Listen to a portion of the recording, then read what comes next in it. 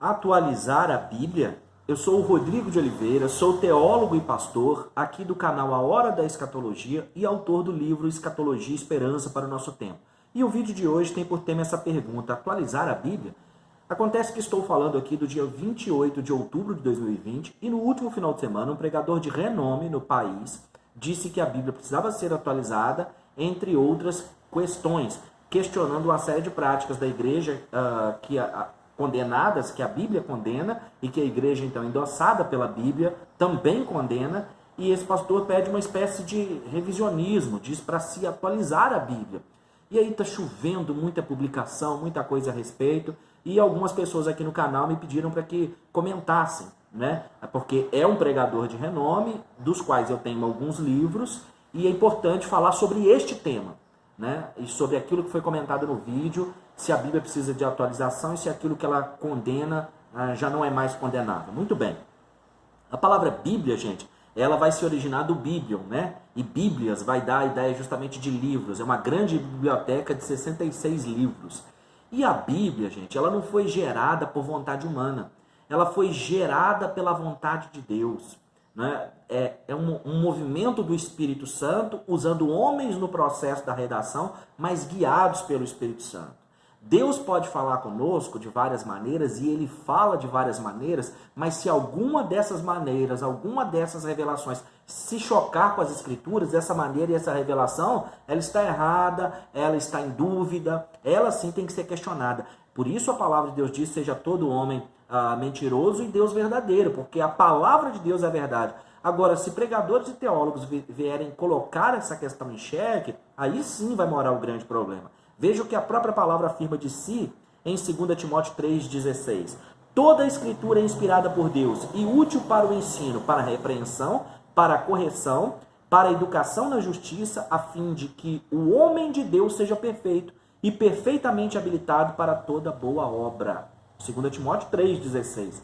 Então, veja, a Bíblia não precisa de revisão no sentido de que a sua doutrina esteja errada. Se alguém disser que a Bíblia está errada, ele é que está errado. E aí, sobre isso, eu gostaria de responder a essa questão com 2 ou 3 passagens, com 2 ou 3 textos bíblicos. O primeiro dele, eu queria ler 2 Pedro, capítulo 2, versículo 1 ao 3, que diz assim: E também houve entre o povo falsos profetas, como entre vós haverá também falsos doutores, que introduzirão encobertamente heresias de perdição, e negarão o Senhor que os resgatou, trazendo sobre si mesmo repentina perdição. E muitos seguirão as suas dissoluções, pelos quais será blasfemado o caminho da verdade. E por avareza farão de vós negócio com palavras fingidas, sobre as quais já de largo tempo não se terá tardia sentença, e a sua perdição não dormita. Agora vamos ver o versículo 18 ao 20.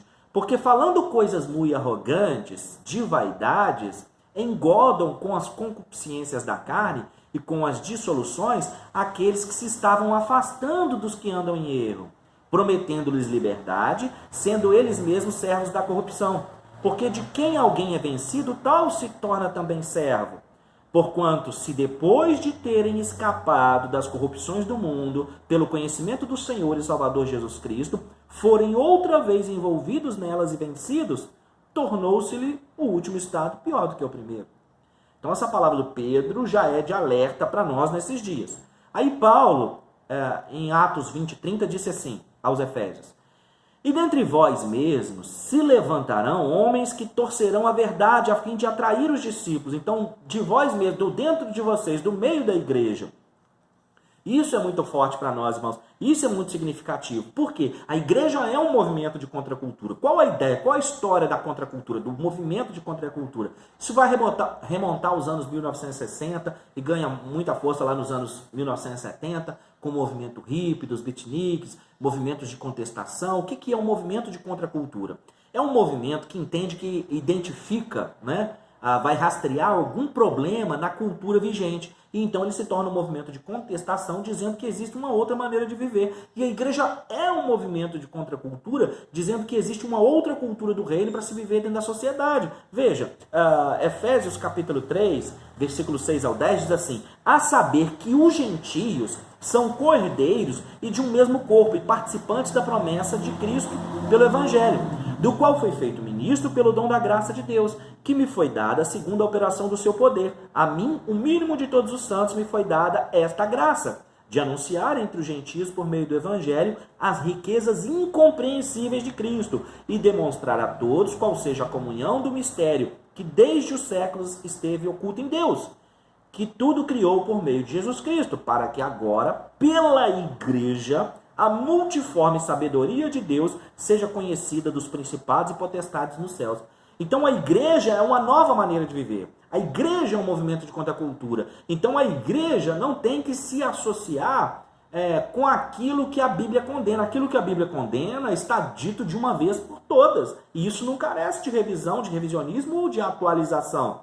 Pelo contrário, se nós continuarmos a leitura aqui, o Efésios 3, no 10, disse que agora agradou a Deus tornar a sua multiforme sabedoria conhecida dos principados e potestades através da igreja. Então a igreja vai manifestar o novo viver, um anúncio de libertação, de novidade de vida, de transformação. Então essa mensagem que foi dita, que nós precisamos atualizar a Bíblia e adequar, isso está errado, porque o errado continua sendo errado. O Isaías 5 disse isso. Ai daquele que chama o mal de bem e o bem de mal, que toma o amargo por doce e o doce por amargo.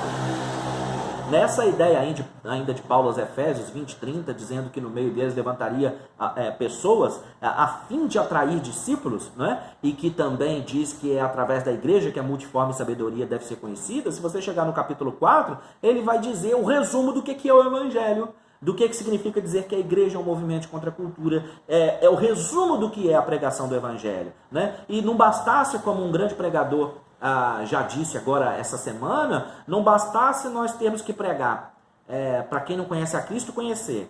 Pregar mensagens reavivadas para aqueles que estão acomodados. Agora nós temos que pregar para aqueles que estão confusos, que estão em dúvida por causa de despregações, né? Vou abrir aspas e colocar aspas, por causa de despregações de teólogos que estão em crise. Por isso eu me apresentei como teólogo no início. Eu sou teólogo por formação, sou pedagogo por formação, psicopedagogo, e sou pastor por chamado, porque há 12 anos Deus me abriu as portas para que fosse a convenção, então fosse feito pastor de ovelhas, um pastor do ensino, e por isso acabo tendo esse apelo e as pessoas pedindo muito para eu falar a respeito dos assuntos, porque não é possível isso, não bastasse nós, essa é a nossa missão, pregar o Evangelho para que as pessoas conheçam a Cristo.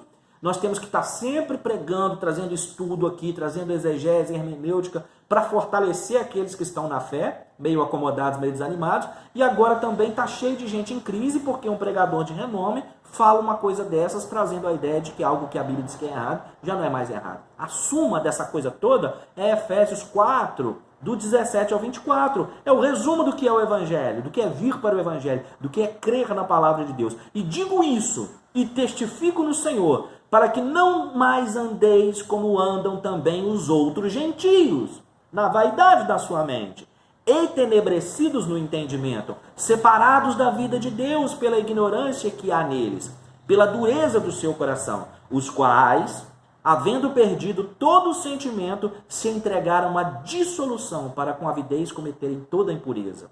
Mas vós não aprendestes assim de Cristo, se é que tendes ouvido, o tendes ouvido e nele foste ensinados, como está a verdade em Jesus, que quanto ao trato passado, vos despojeis do velho homem, que se corrompe pelas concupiscências do engano, e vos renoveis no espírito da vossa mente, e vos revistais do novo homem, que segundo Deus é criado em verdade, justiça e santidade. Olha, irmãos, não poderia fechar com outra passagem que não Apocalipse, capítulo 1, 3, que diz: bem-aventurado aquele que lê e os que ouvem as palavras dessa profecia e guardam as coisas que nela estão escritas, porque o tempo está próximo.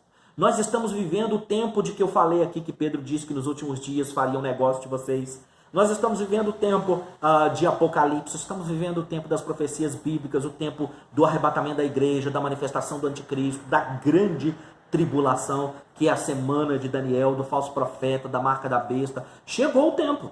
E hoje nós temos então aqui exatamente aquilo que foi lido, as passagens que foram lidas de Atos 20 e 30, 2 Pedro 2, Apocalipse 1, Efésios 3, Efésios 4. Nós estamos vivendo esse tempo profético, onde mais do que nunca você precisa conhecer a sua Bíblia.